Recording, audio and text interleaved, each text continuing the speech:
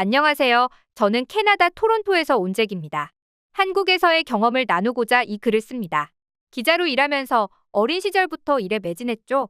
이직을 앞두고 장기 휴가를 결심하고 싱가포르, 한국, 일본을 여행하며 장기 체류를 고려했습니다. 어학원 등록을 통해 학생 비자를 받기로 했어요. 최종적으로 일본과 한국 중 고민하다가 일본으로의 여행 계획이 어학당 일정과 맞지 않아 한국으로 가기로 결정했습니다. 한국은 제 예상보다 훨씬 인정 많고 따뜻한 곳이었습니다. 어학원 사람들은 저를 가족처럼 대해주었고 생활에 필요한 모든 것을 신경 써주었습니다. 어학당은 대학 부설 기관이었고 한국 생활을 돕기 위해 학생들을 소개해 주었습니다. 저는 학생과 언어 교환 프로그램에 참여했고 어학당 담당자는 매일 저를 위해 간식을 준비해 주었습니다. 한국에서의 생활은 집단주의적인 면모가 있었습니다. 함께 공부하고 서로 돕는 분위기가 인상 깊었습니다. 캐나다와는 다른 도와주는 문화가 있었죠. 어학당에서 만난 재우와는 친한 친구가 되었습니다. 그는 저에게 한국 문화를 소개해 주었고 함께 많은 시간을 보냈습니다. 한국에서의 생활이 점차 익숙해질 무렵 제 친구 재우가 저를 한국의 전통시장에 데려가기로 했습니다. 그는 저에게 한국 문화의 다채로움을 보여주고 싶어 했습니다. 우리가 방문한 곳은 서울의 한 유명한 전통시장이었습니다. 이른 아침 시장의 분주한 모습이 시작되는 시간에 도착했습니다. 시장 안으로 들어서자 다양한 상점들이 눈앞에 펼쳐졌습니다. 신선한 과일과 채소가 진열된 상점, 다양한 종류의 생선을 파는 수산물 가게, 그리고 각종 한국 전통 간식을 파는 노점상들이 끝없이 이어졌죠. 재우는 저에게 시장의 여러 가게를 소개하며 한국의 전통 음식과 재료들에 대해 설명해 주었습니다. 우리는 한 떡집에 들어가 떡을 시식해보기로 했습니다. 가게 주인인 한 아주머니가 우리를 반갑게 맞이했습니다. 그녀는 저에게 여러 종류의 떡을 맛보게 해주었고 각각의 떡이 가진 특별한 의미와 전통에 대해 설명해 주었습니다. 인절미, 송편, 육과 등 다양한 떡을 맛보며 저는 한국의 전통 간식의 매력에 푹 빠졌습니다. 이어서 재우는 저를 시장의 한 푸드코트로 이끌었습니다. 그곳에서 우리는 한국의 전통시장 음식인 떡볶이, 순대, 튀김을 맛보았습니다. 매콤하고 달콤한 떡볶이의 맛이 입안 가득 퍼지며 저는 한국 음식의 매력에 완전히 매료되었습니다. 재우는 이런 음식들이 한국 사람들에게 어떤 의미를 가지는지, 어떻게 일상 속에서 즐겨지는지에 대해 이야기해 주었습니다. 시장을 둘러보는 동안 저는 장인들의 손길이 닿은 전통 공예품과 의류도 구경했습니다. 한복을 파는 가게에서는 전통 의상의 아름다움에 감탄했고 한 가게에서는 공예품을 만드는 장인의 솜씨에 놀랐습니다. 이러한 것들은 한국의 문화와 역사가 얼마나 깊고 다채로운지를 보여주었습니다. 시장 방문을 마치며 재우와 저는 전통시장의 생동감과 한국 문화의 풍부함을 가득 담아 돌아왔습니다. 이날의 경험은 한국의 전통과 현대가 어우러진 모습을 직접 체험할 수 있는 소중한 시간이었습니다. 그리고 한강으로 피크닉을 가기도 했는데요. 우리는 간단한 음식을 준비해 한강 둔치에 앉아서 맛있는 음식을 먹으며 이야기를 나눴습니다. 한강의 야경은 정말 아름다웠고 많은 사람들이 즐기고 있는 모습이 인상적이었습니다. 재우는 한강에서 자주 친구들과 모임을 갖는다고 했습니다. 이렇게 좋은 풍경을 바라보며 맛있는 음식을 즐길 수 있는 한국인들의 일상이 너무 부러웠습니다. 한국에서의 겨울은 저에게 매우 새로운 경험이었습니다.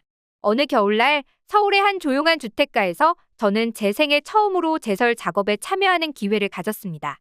그날 밤 갑작스러운 눈보라가 몰아쳐 온 거리가 하얗게 뒤덮였습니다. 다음 날 아침 저는 한국 친구 재우와 함께 조용한 주말을 보내기 위해 집을 나섰습니다. 길을 걷다 보니 눈이 쌓인 인도와 도로가 보행자와 차량의 통행에 불편을 주고 있었습니다.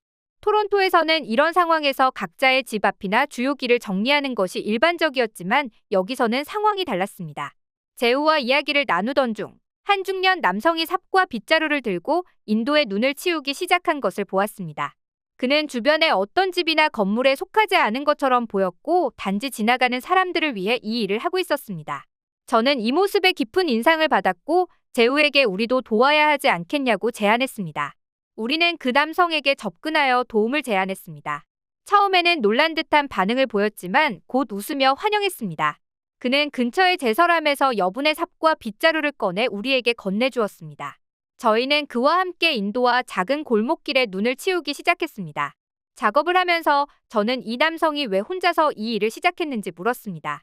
그는 이 근처에 작은 식당을 운영한다고 했고 눈이 오면 주로 노인들이 넘어져 다치는 경우가 많아서 누군가는 나서야 한다고 생각했다고 답했습니다. 그의 말에 감동받은 저는 더 열심히 일했습니다. 시간이 지나자 지나가던 몇몇 이웃들도 우리의 작업을 보고 도와주기 시작했습니다. 어떤 이들은 삽질을, 다른 이들은 빗자루질을 하며 서로 협력했습니다. 이 경험은 저에게 한국의 공동체 정신과 이웃 간의 도움을 보여주었습니다. 제설 작업이 끝나자 남성은 우리를 그의 식당으로 초대해 따뜻한 차와 간식을 제공했습니다. 이 경험은 한국에서의 겨울을 특별하게 만들었고 저에게 다른 문화에 대한 새로운 시각을 제공했습니다. 한국의 이웃들이 서로를 어떻게 돌보는지, 그리고 어떤 상황에서도 함께할 수 있는 힘이 어떻게 형성되는지를 직접 체험한 것입니다. 캐나다로 돌아온 후 동료들에게 이 이야기를 전하니 놀라워하더군요. 한국은 정말 특별한 나라라는 것을 깨달았습니다. 이 경험은 제게 배려에 대해 다시 생각해 볼 기회를 주었습니다. 한국에서의 따뜻한 경험을 한 후, 저는 우연한 기회로 일본에 가게 되었습니다. 일본에 가기 전에 들었던 동료들의 이야기로는 일본 사회가 상당히 개인주의적이라고 들었습니다. 일본에서의 체험은 한국과는 확연히 달랐습니다. 일본에서 저는 사람들이 서로에게 친절하긴 하지만 그것이 종종 거리를 두려는 태도에서 비롯된 것처럼 느껴졌습니다. 예를 들어 저는 일본의 대중교통에서 사람들이 서로 말을 거의 하지 않고 개인의 공간을 존중하는 모습을 목격했습니다. 물론 이것이 나쁘다는 것은 아닙니다만 한국에서 경험한 친근함과는 대조적이었죠.